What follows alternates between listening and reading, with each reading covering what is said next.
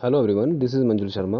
Welcome to my YouTube channel, Interesting Social Science. Dear friends, today we are going to start one more chapter, The Rise of Nationalism in Europe, Class 10th, First Chapter of History. Europe के अंदर राष्ट्रवाद का जो उदय है 10th class का history का first chapter हम आज डिस्कस करने जा रहे हैं। इसमें सबसे पहले हम इस पिक्चर को देखते हैं। ओके, तो इसमें दिखाया गया है कि कुछ लोग हैं जो एक लाइन में आ रहे हैं। यहाँ पे स्टैचू ऑफ लिबर्टी है, हाथों में इनके फ्लैग है।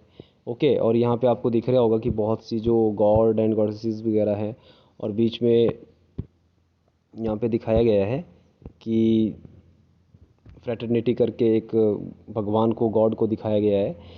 तो ये जो पिक्चर आप देख रहे हैं, this was the dream of Frederic Sorrieu. 1848 की ये बात है, जिन्होंने एक विज़न तैयार किया, एक विजुअलाइजेशन थी, एक ड्रीम था। ये बताया कि जो नेशंस होने चाहिए, किस तरह से यहाँ पे जो डेमोक्रेटिक और रिपब्लिकन टाइप में लोगों को रहना है, इकट्ठे सबने मिलजुल के रहना है। तो ये चीज़ इसमें बताई। तो एक यूटोपिया था, एक विज़न था, जिसको हम एक एक करके आगे देखे डिस्कस करेंगे, फिर आपको पता लग जाएगा कि क्या बोलता है। तो इससे पहले, वीडियो स्टार्ट करने से पहले, अगर आपने चैनल को सब्सक्राइब नहीं किया है तो प्लीज़ चैनल को सब्सक्राइब ज़रूर कर दें। और अगर ये वीडियो आपके लिए यूज़फुल है, हेल्पफुल है, तो प्लीज़ उसको अपने फ्रेंड्स तक ज़रूर पहुँचाएँ। और स्टार्ट करते हैं हमारा आज का chapter. In 1848 Frederic Sorrieu, a French artist, prepared a series of 4 visualizing his dream of a world made up of democratic and social republics as he called them। 1848 की बात है। 1848 में फ्रेडरिक सरियो ने एक पिक्चर तैयार की, जिसको 4 पिक्चर्स की वहाँ पे बात कही गई है। उनमें से एक की अगर हम देखा जाए तो वो आपको मैंने जो अभी दिखाई, उस पिक्चर के बारे में बात कर रहे हैं, जिसको कहा गया था democratic and social republics. The first print of the series show the people of Europe and America. ये जो पिक्चर हमने अभी आपको दिखाई, तो इसमें बताया गया है कि इसमें जो लोग हैं ये फ्रांस और यूरोप और अमेरिका से ये बिलोंग करते हैं। और दूसरी बात इसमें बताई गई कि ये लोग, man, women of all ages and social classes, सारे लोग ये मिलजुल करके मार्चिंग इन लॉन्ग ट्रेन, मतलब एक लंबी लाइन में, एक लंबी कतार में, चाहे बच्चे हैं, बूढ़े हैं, नौजवान हैं या औरतें हैं, ये सभी और किसी भी क्लास के हैं, चाहे छोटी बड़ी, वो सभी एक लाइन में मार्च कर रहे हैं स्टैचू ऑफ लिबर्टी की तरफ। As you would recall, artist of time of the French Revolution personified liberty as a female figure। French revolution के अंदर हम लोगों ने पढ़ा था कि फ्रांस के अंदर जब रेवोल्यूशन हुआ था, तो उसमें जो आर्टिस्ट लोग थे, उन्होंने लिबर्टी को एज अ वुमेन पर्सोनिफाई किया था, दिखाया था। एंड यहाँ पे अगर आप देखो तो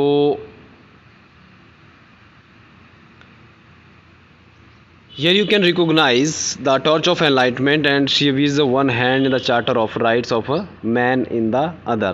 जो स्टैच्यू ऑफ लिबर्टी यहाँ पे दिखाई गई है, इसके एक हाथ में आपको चार्टर दिख रहा होगा और दूसरे हाथ में आपकी जो टॉर्च ऑफ एनलाइटमेंट है वो दिखाई जा रही है।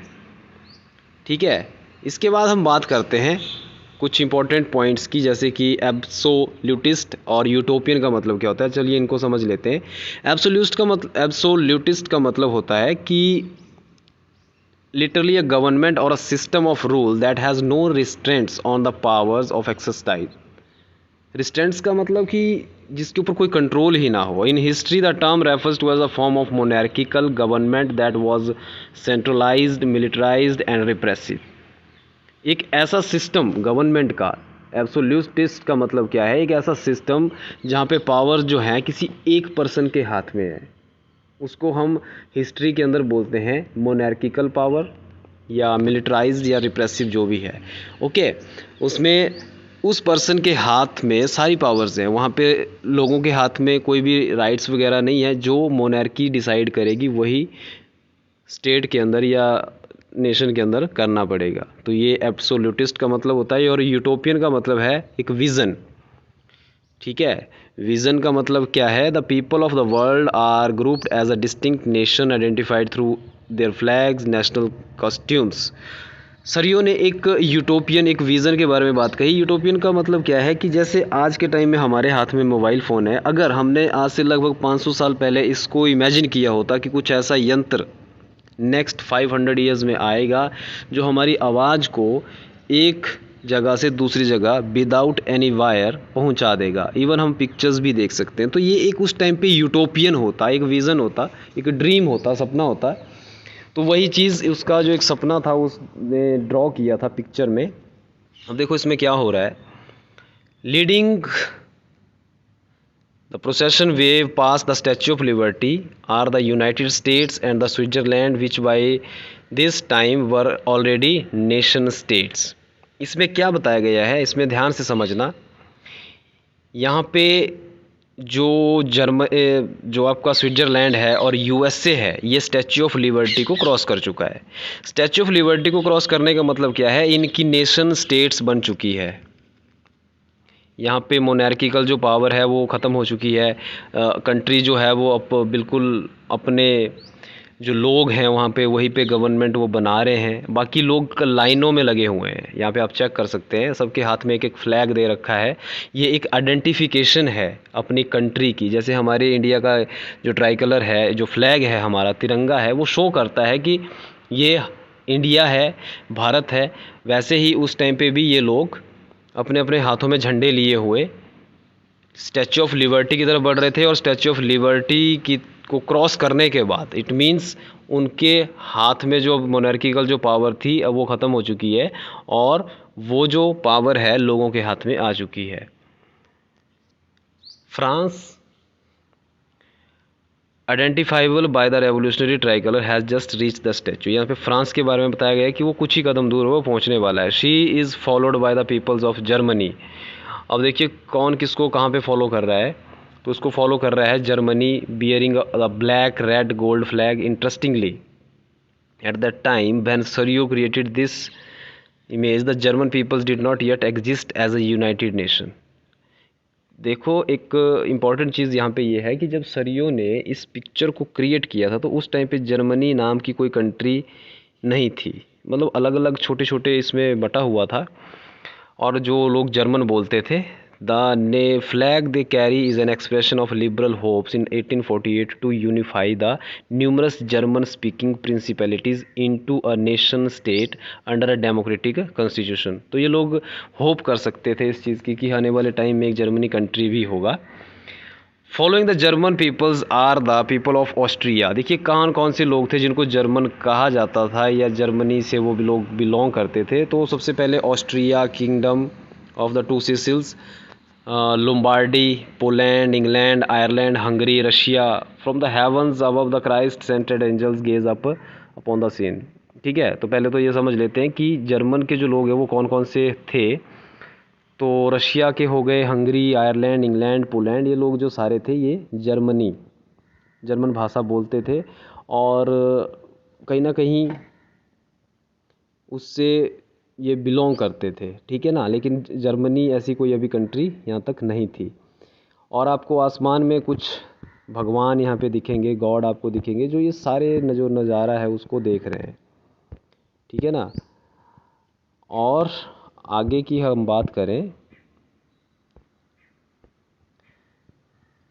they have been used by the artist to symbolize fraternity among the nations of the world। fraternity का मतलब क्या है? एक भाईचारा। ठीक है, जहाँ पे लोग सारे इकट्ठे मिलजुल के रह रहे हैं। तो आर्टिस्ट ने इस चीज़ को सिंबलाइज किया था। This chapter we will deal with the many of issues visualised by the Sorrieu during the 19th century। nationalism emerged as the force which brought about sweeping changes in the political and the mental world of Europe। तो यहाँ पे ये बात ज़रूर है कि जब 19th century के अंदर nationalism emerged as a force, nationalism की भावना जो थी वो दुनिया के अंदर सभी कंट्रीज़ के लोगों के अंदर आने लगी थी। और रिज़ल्ट क्या हुआ? The end result of this changes was the emergence of the nation state. यहाँ पे एक इम्पॉर्टेंट क्वेश्चन बनता है कि what is the difference between nation state and the modern state. तो सबसे पहले इसको समझिए, जो मॉडर्न स्टेट है, in which a centralised power exercise sovereign control over clearly defined territory had been developing over a long period of time in Europe. और nation state बोलता है was one in which the majority of its citizens and not, देखो, in only rulers came to develop a sense of common identity and shared history of descendant. Modern state का मतलब है जैसे आज के time में एक गवर्नमेंट सेंट्रलाइज्ड होती है, ओके, और उसकी अपनी एक टेरिटरी है। फॉर एग्जांपल के लिए जैसे इंडिया है, तो इंडिया की अपनी एक टेरिटरी है, उसकी सेंट्रलाइज्ड एक गवर्नमेंट है, ठीक है, तो वो वहीं तक रूल करेगी, उससे बाहर कहीं नहीं जाएगी।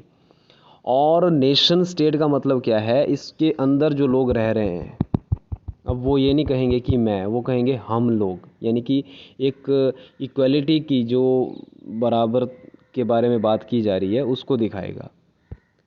तो यहाँ से क्वेश्चन बन जाता है कि what is the difference between modern state and the nation state.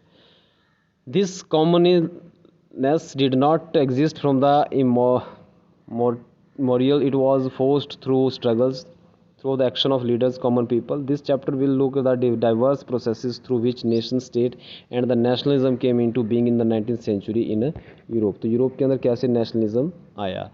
और यहाँ पे एक इम्पॉर्टेंट वर्ड है plebiscite, a direct vote by which all the people